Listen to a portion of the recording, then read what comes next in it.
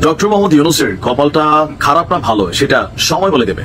তবে আওয়ামী লীগের আমলে যে ডক্টর মোহাম্মদ ইউনূসের পক্ষে খুব শক্ত অবস্থান ছিল আওয়ামী বিরোধী রাজনৈতিক শক্তিগুলোর, লাইক বিএনপি, জামাত ইসলাম অথবা অন্যান্যরা, কিন্তু সময়ের সাথে যখন আওয়ামী লীগের বিপরীতে ক্ষমতার মসনদে ডক্টর মোহাম্মদ ইউনূস আরোহণ করলেন, তখন আস্তে আস্তে আপনি এই মুহূর্তে যদি একটা সার্ভে করেন, যারা বিএনপির একনিষ্ঠ কর্মী ভক্ত আছে, মুখে যাই বলুক অন্তরে ডক্টর ইউনূসকে পছন্দ করে আসলে খুব বেশি আপনি মানুষ পাবেন না। এখন টোটাল একটা ক্যালকুলেশন করলে দেখা যাবে বাংলাদেশের মোট জনগোষ্ঠীর 70% লোক ডক্টর ইউনূসকে পছন্দ করে না। কিভাবে?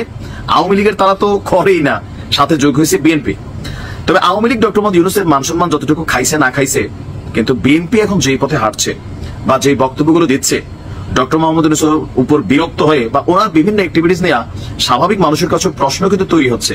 সেই জায়গা থেকে আওয়ামী লীগের পরে যতটুকু মান সম্মান জীবিত ছিল ততটুকু তিনি রাখতে পারবে কিনা আমার কাছে মনে হচ্ছে ডিসেম্বরের মধ্যে নির্বাচন না হলে ডক্টর ইউনূস সেই জায়গাটাও হারিয়ে ফেলবেন। কারণ বিএনপি নির্বাচনের জন্য তাদের আলটিমেটাম আস্তে আস্তে আরো শক্ত করছে। দেখেন পদ্ধতি ইস্যুটা, এটা কি নাহিদের সাজানো কোন স্ক্রিপ্ট নাকি ডক্টর মোহাম্মদ ইউনূসের সাজানো নাটক, এই নিয়ে প্রশ্ন আছে। আর এই প্রশ্নের মধ্যে বিএনপি মনে করছে ডক্টর মোহাম্মদ ইউনূস তিনি পদত্যাগের নাটক করেছেন।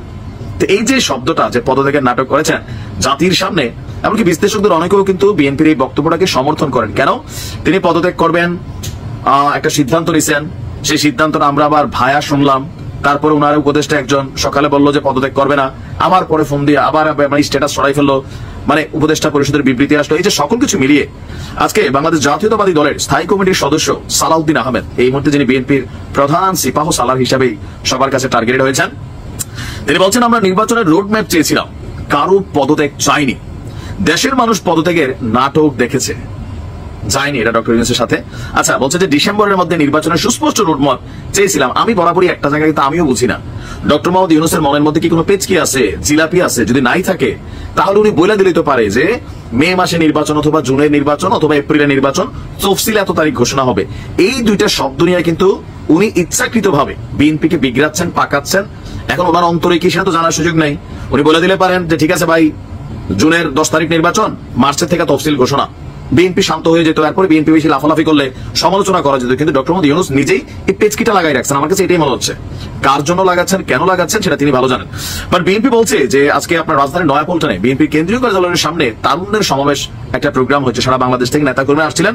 তো সেখানে ইউনূস বলছেন গণতন্ত্রের জন্য, সালাউদ্দিন বলছেন যে গণতন্ত্রের জন্য কথা বলি, সেটা যদি আমাদের অপরাধ হয় সেই অপরাধ আমরা বারবার করব। আশা করি এই সরকার আইনের শাসন প্রতিষ্ঠা করবে। ইভেন মেয়র ইশরাকের যে পদটা নিয়ে, এটা নিয়েও যে খাবলা খাবলি এখন পর্যন্ত আসিফের মন্ত্রণালয় থেকে চলছে, তো এটা নিয়েও তো মানুষের মধ্যে প্রশ্ন উঠতেছে, কি ব্যাপার ভাই, সরকার কি কোনোভাবে ইশরাককে সাইড দিচ্ছে না? বিএনপি কিন্তু এটাই মনে করতেছে। বিএনপি তাকে বলা হচ্ছে যে আদালতের রায় কার্যকর যেখানে হয়ে গেছে, সেই রায় কার্যকরের মধ্যে 30 দিনের প্রজ্ঞাপন যেটা নির্বাচন কমিশনের ছিল সেটা গতকালকে শেষ হয়ে গেছে, কিন্তু এখনো মেয়র পদে ইশরাক বসতে পারতেছে না, শপথ দিতে পারতেছে না। সমস্যাটা কথা, সরকার ইচ্ছা করে করতেছে না। তো বিএনপির বক্তব্য, আদালতের রায়কে কার্যকরের মাধ্যমে ইশরাক হোসেনের শপথ পাঠ করাবেন, নির্বাচনের জন্য রোড ম্যাপ করবেন। এই অন্তর্বর্তী সরকারের বিরুদ্ধে যদি দেশের মানুষ গণতন্ত্র এবং নির্বাচনের জন্য আন্দোলন করতে বাধ্য হয়, তাহলে সেটা হবে ইতিহাসের একটা দুঃখজনক অধ্যায়। কথাগুলো হালকা শোনালেও ওজন কিন্তু অনেক বেশি। যতটুকু মান সম্মান আছে ডক্টর মোহাম্মদ ইউনূসের, আমার মনে হয় না যে নিজ দেশে তিনি আরো একটা আওয়ামী লীগের তুলনায় 10 গুণ ট্র্যাজেডিক অধ্যায় দেখতে হতে পারে। জানি না কি হয়, পরিবর্তন আসতেও পারে। ভালো থাকুন। আমরা আশা করবো একটা সুনির্দিষ্ট নির্বাচনের রোডম্যাপ আসবে। ভালো থাকুন।